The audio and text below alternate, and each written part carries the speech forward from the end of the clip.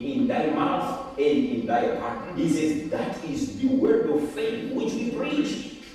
So man is saved by word, but what kind of word? The word. He says you confess the Lordship of Jesus Christ over your life. Wow.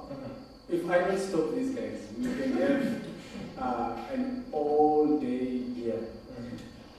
Thank you so much, Brother Albert. Thank you so much, Brother Solomon.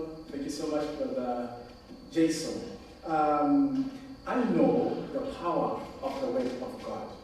Like Paul said in Romans chapter number 1, verse 16, I'm not ashamed of the gospel, for I know that it is the power of God unto salvation. I know whenever the word of God is ministered like it has been done today, somebody will be in for the fruits of that word.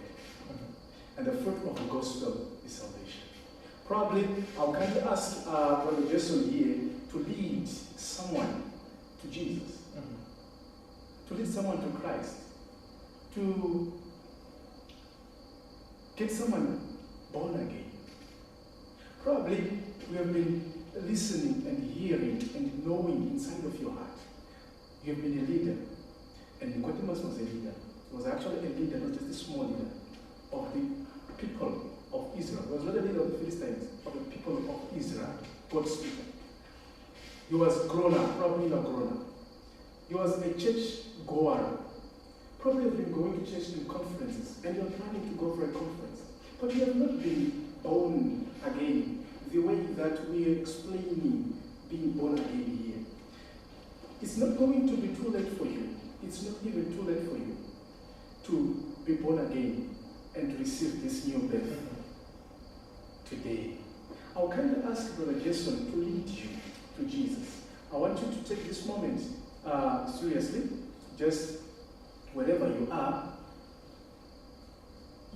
going to be born again. If you have not been born again in your life, the way Scripture is saying here. May I give this platform and moment very important for someone's life today to receive Jesus Christ.